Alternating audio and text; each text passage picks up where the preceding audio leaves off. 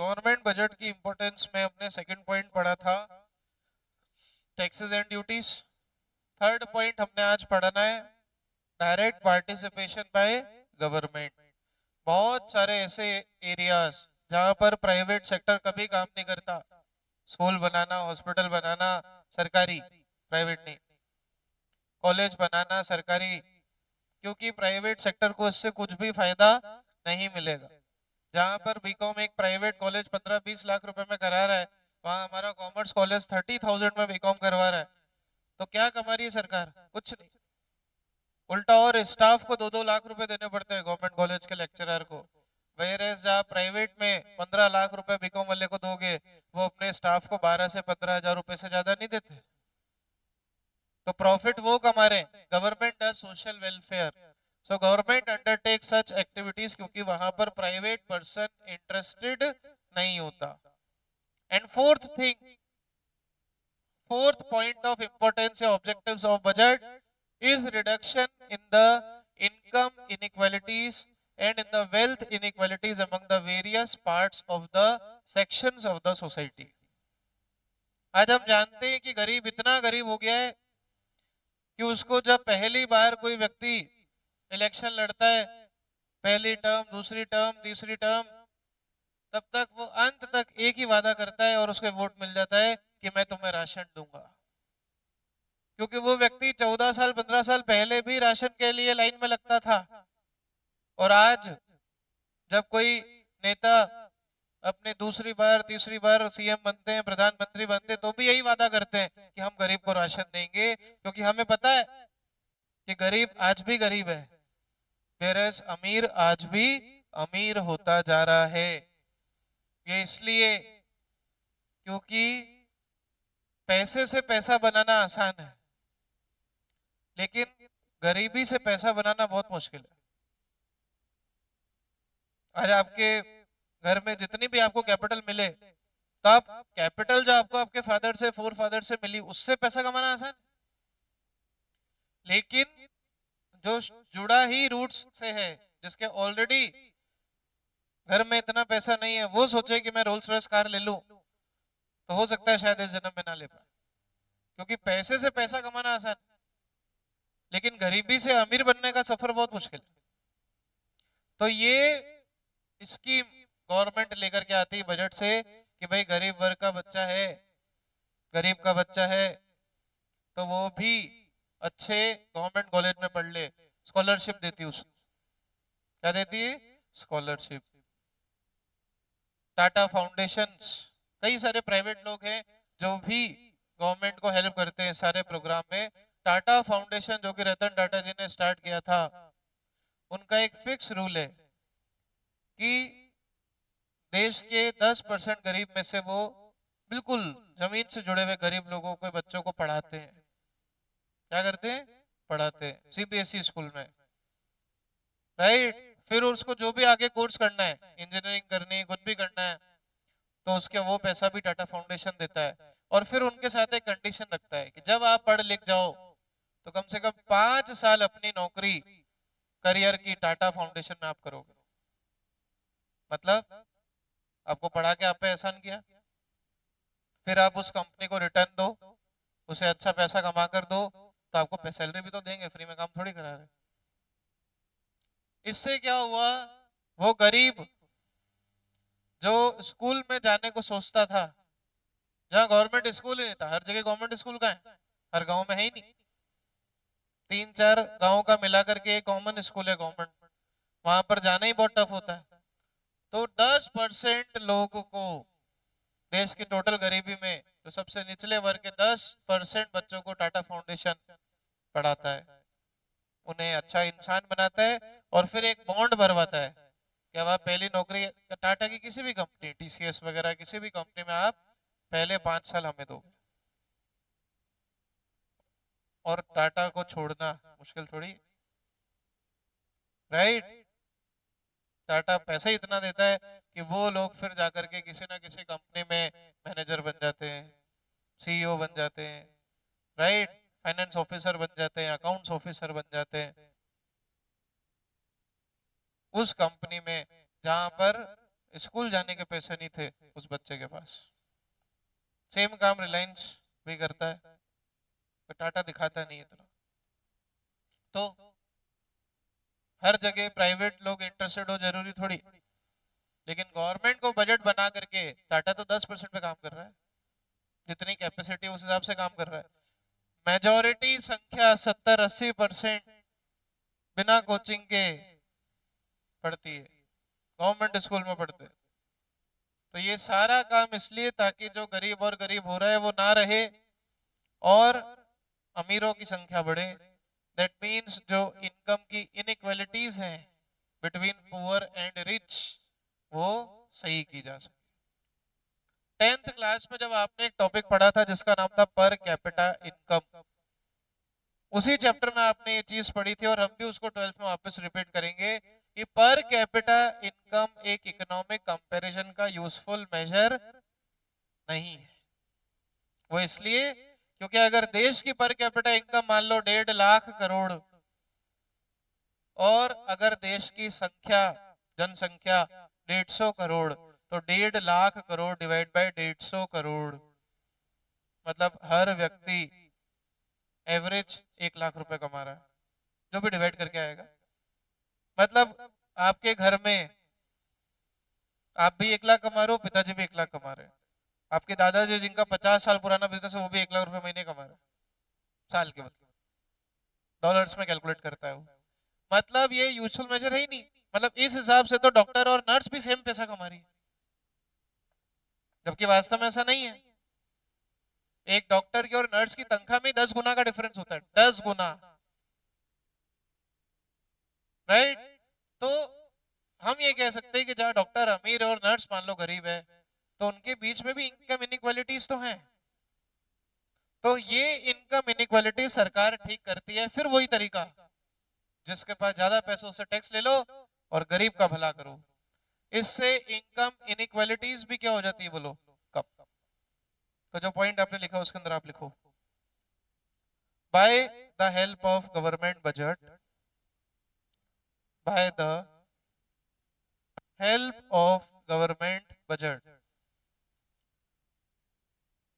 by the help of government budget,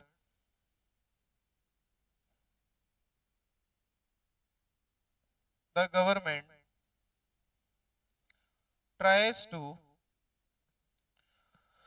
the government tries to bridge, BRIDGE, the government tries to bridge the gap between, the government tries to bridge the gap between the rich and poor. The government tries to bridge the gap between the rich and poor. The gap between rich and poor. Because in various economies, because gap कहां से आया, क्योंकि लगभग देश का national income का लगभग खर्चा, लगभग जो पार्ट है वो तो 3-4 बिजनेसमैन ही लेकर के बैठे हैं। आज भारत की नेशनल इनकम जो भी है, मनी सप्लाई दिखाई थी, जब नेशनल इनकम पढ़ाऊंगा तो वो भी दिखाऊंगा भारत की नेशनल इनकम कितनी है साल की। लेकिन उस पूरी इनकम का, वेल्थ का कंसंट्रेशन बहुत अजीब है। देश की लगभग 90% नेशनल इनकम कुछ उद्योगपति से ही आती है, 3-4 गिने चुने। बाकी जो इनकम है वो सिर्फ 10 या 15%, 20% इनकम मिडिल क्लास वाले कमाते हैं। गरीब के पास तो है ही कहाँ, तभी तो उसको राशन देना पड़ रहा है। ऐसा नो, तो आप लिख रहे थे बिकॉज इन वेरियस इकोनॉमीज, क्या लिखा आ गया आपने, because in various economies the wealth is concentrated, because in various economies the wealth is concentrated in few hands only, because in India, in various economies the wealth is concentrated in few hands only. Full stop. The wealth is concentrated in few hands only. Full stop. For this purpose, for this purpose, the government imposes, for this purpose, the government imposes higher tax. For this purpose, the government imposes higher tax on rich, higher tax on rich, and provides higher tax on rich and provides goods and services, and provides goods and services to poor people of the society. Tax on rich and providing goods and services to poor people of the society. समझ में आया? जो ज्यादा कमा रहे हैं, देश के नेशनल इनकम का 70-80% वही कमा रहे हैं, उन पे खूब टैक्स लगाओ. कैन यू इमेजिन सरकार ने कंपनीज पर हाईएस्ट रेट ऑफ टैक्स कितनी लगा रखी है? वो तो एक बेस रेट है 30%. इसके अलावा सरकार टैक्स पर और लेती है सरचार्ज. क्या लेती है? सरचार्ज. लगभग वो कंपनीज इनकी इनकम पर हाईएस्ट रेट ऑफ टैक्स है 30%, उनको अपने इनकम का 15 से 20% सरचार्ज देना है. मतलब 30% प्लस उसका 20%, मतलब 6 से 7% और एक्स्ट्रा सरचार्ज, और फिर उस पर सेस. तो इफेक्टिव अगर rate of tax of highest देखोगे जब आप टैक्सेशन पढ़ोगे तो it is around 45% on companies. Around 45% हर 100 रुपए पे बड़ी कंपनी टैक्स देती है. इसीलिए तो फिर कंपनी घपले करती है, इसीलिए तो इनकम छुपाई जाती है. बिकॉज 100 रुपए में 45 रुपए अगर आपसे सरकार मांगेगी सिर्फ इनकम टैक्स के, तो फिर आप बताओ कहां गया मेक इन इंडिया? कहां गया? highest rate of tax on India in company, that is the marginal highest rate of tax is around 45%. और 45% में ऐसा नहीं कि चलो 100 रुपए में से 45 रुपए लेके आप छोड़ दिया. जीएसटी, जीएसटी नहीं है?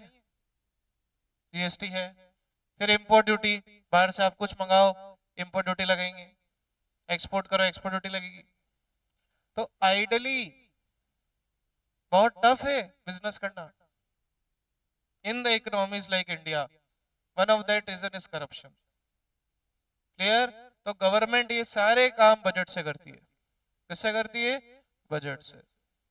आप सोचो ना, 2025 का नया इनकम टैक्स लेकर के रीसेंट बजट में 150 चेंज किए गए. 150 चेंज. जब 1961 का एक्ट था तभी कभी इतिहास में पहले कम ही हुए, लेकिन 2025 में 2026 का बजट जब ला रहे हैं तो 150 चेंज कर रहे हैं. मतलब पिछला एक तो सिर्फ कट कॉपी पेस्ट ही हुआ है इंटरनेशनल लॉ से. So this is the point of reduction in the income and inequalities. Red on the next point. 4 point यहां पर हो गए आपके. 4 हो गए ना? पहला रीएलोकेशन ऑफ रिसोर्स, दूसरा टैक्सेस एंड ड्यूटीज, तीसरा डायरेक्ट पार्टिसिपेशन बाय गवर्नमेंट, और फोर्थ अभी आपने लिखा reduction in the inequalities. Next point, write down redistribution of income and wealth. Redistribution of income and wealth.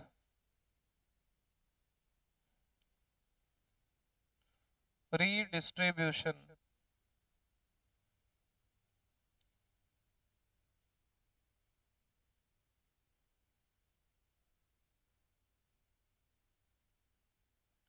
income and wealth.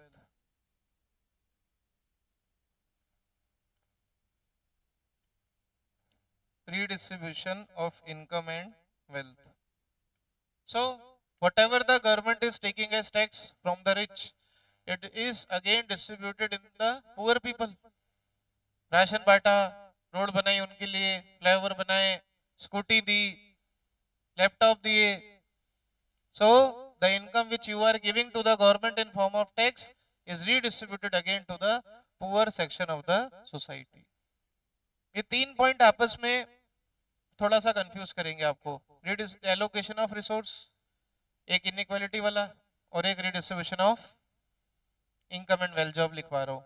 तो आप इनको मर्ज करके भी लिख सकते हो एग्जाम में, लेकिन क्या अगर जब स्पेसिफिक पूछ ले तो जो लिखा रहा हूं वो याद करके लिख देना.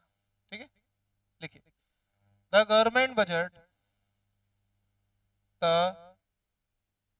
Government budget, the government budget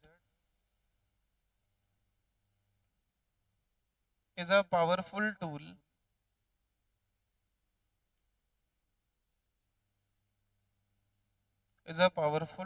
tool for redistribution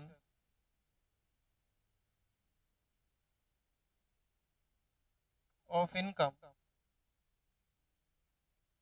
is a powerful tool of redistribution of income collected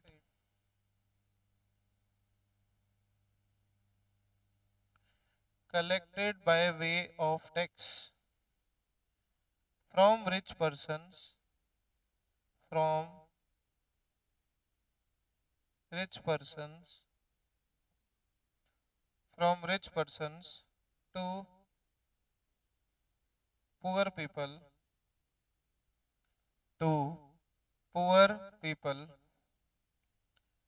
in form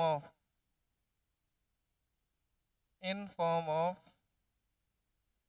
education, medical facilities,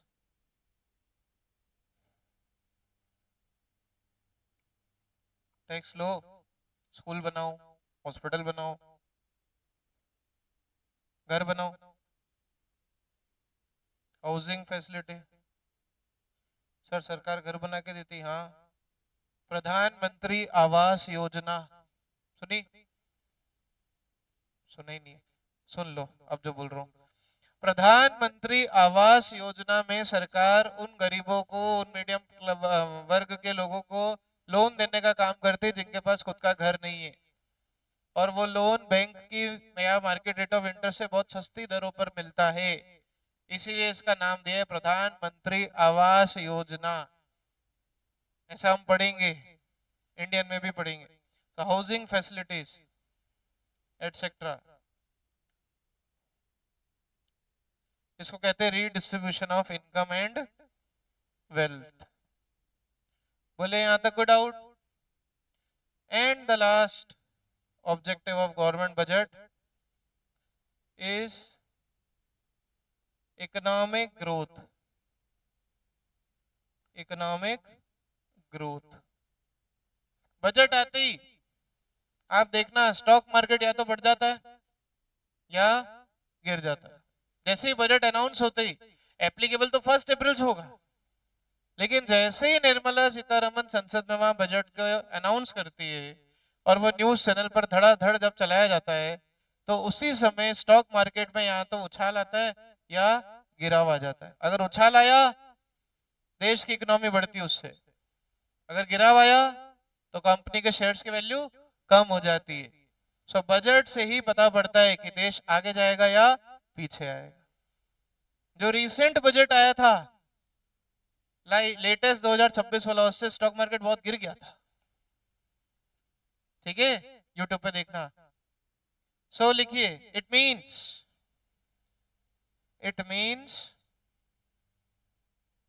economic growth के अंदर, इट मींस इकोनॉमिक ग्रोथ का मीनिंग क्या होता है, पहले वो लिखा रहा हूं. It means increase in the GDP over a period of time. देखो शेयर मार्केट बढ़ेगा, कंपनी का इन्वेस्टमेंट बढ़ेगा, कंपनी का इन्वेस्टमेंट बढ़ेगा तो याद करो इनकम आउटपुट और एम्प्लॉयमेंट वाली थ्योरी। इन्वेस्टमेंट क्यों बढ़ रहा है? क्योंकि इनकम बढ़ रही है। अरे लॉजिकली इनकम बढ़ती तो इन्वेस्टमेंट बढ़ता है ना। आज आपकी इनकम कुछ नहीं तो क्या 2-4 घर ले रखे हैं क्या आपने? कल कोई इनकम बढ़ेगी तो इन्वेस्टमेंट करोगे, इन्वेस्टमेंट करोगे मतलब इनकम बढ़ी, इनकम बढ़ी तो आउटपुट और एम्प्लॉयमेंट भी बढ़ता था। तो टू इंक्रीज आउटपुट मतलब जीडीपी बढ़ता है। So to increase the GDP over the period of time, ये है इकोनॉमिक ग्रोथ का मतलब। जब देश की जीडीपी बढ़े, comma the government budget, the government budget plans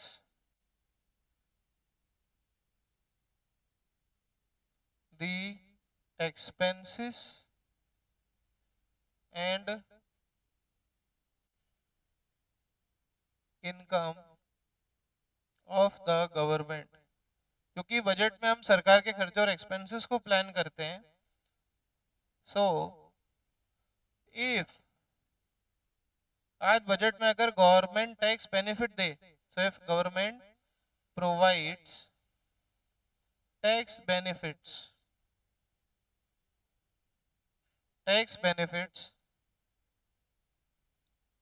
then it increases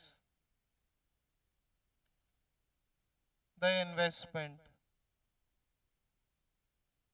flow, then it increases the investment flow। सरकार ने टैक्स बेनिफिट दिया, कंपनी ज्यादा इन्वेस्ट करेगी, ज्यादा इन्वेस्ट करेगी तो इनकम भी क्या कमाएगी, ज्यादा, आउटपुट और एम्प्लॉयमेंट भी क्या हो जाएंगे, ज्यादा। So it acts positive for economic growth. So it acts positive for economic growth और वाइस वर्सा, और वाइस वर्सा। टैक्स बेनिफिट की जगह टैक्स में नुकसान दिए सरकार ने, कोई बेनिफिट नहीं दिए, तो कंपनीज अपने इन्वेस्टमेंट को क्या कर लेगी, बोलो। टैक्स बेनिफिट नहीं दिए तो कंपनीज अपने इन्वेस्टमेंट को क्या कर लेगी, कम। इन्वेस्टमेंट कम तो इनकम आउटपुट और एम्प्लॉयमेंट भी कम। लास्ट पॉइंट, हाँ बस एक और है, ठीक है बोर्ड में आ जाए, छोड़ देना मेरे क्या, लिखो मैनेजमेंट ऑफ पब्लिक सर्विसेज।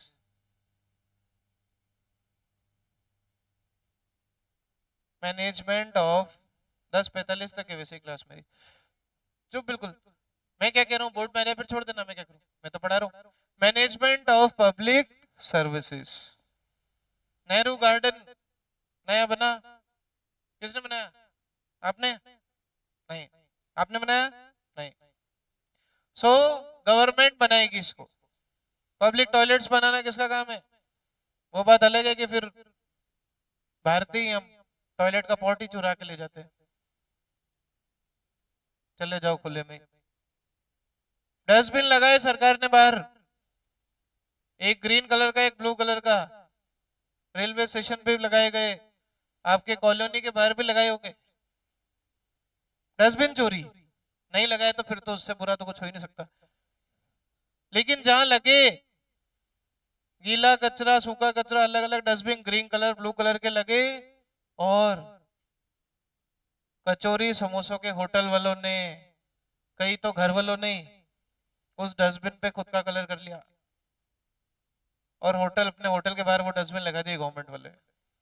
लोग चाय कचौरी समोसे खाते हैं, उसको डस्टबिन को यूज कर रहे हैं। इस प्रकार के तो हम हैं। खैर हम सिर्फ भारत की बात कर ही नहीं रहे मैक्रो में, हम तो पूरी इकोनॉमी की बात कर रहे हैं, पूरे वर्ल्ड की बात कर रहे हैं। तो गवर्नमेंट पैसा देती है उन डस्टबिन का, जिसका हम क्या करते हैं, आप देखो बेच ही देते हैं, कुछ तो बेच दो। और हद हो गई, कुछ लोगों ने तो उस डस्टबिन को चुरा कर अपने घरों में गेहूं भरनी शुरू कर दी उसके अंदर। हाँ साफ कर दो, क्या होगा, गेहूं भरने में काम आएगा, मजबूत होता है। लिखो the government provides, the government provides finance. The government provides finance to ensure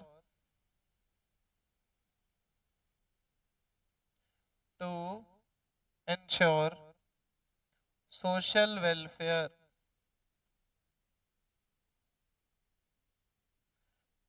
अरे वो छोड़ो, वंदे भारत में लोग पान की पिचकारी थूक रहे हैं।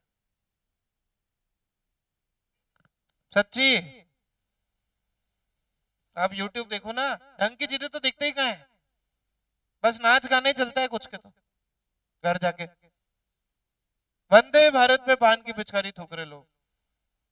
वो उसके टॉयलेट के वो क्या कहते हैं उसको, हाथ जिससे वो दरवाजे का हैंडल वो चुरा लिए। बंदा टॉयलेट करने गया, वो चोरी कर लिया, अंदर नल खोल लिए, नल चुरा लेते हैं, तो बाहर महंगा बिकता है वो। So the government provides finance to ensure social welfare of public through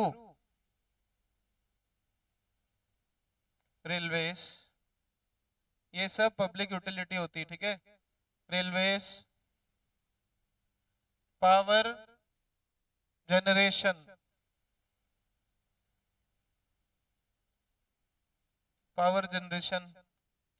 water line, etcetera, water line, etc. So objectives of government budget is over. Next topic will continue from tomorrow.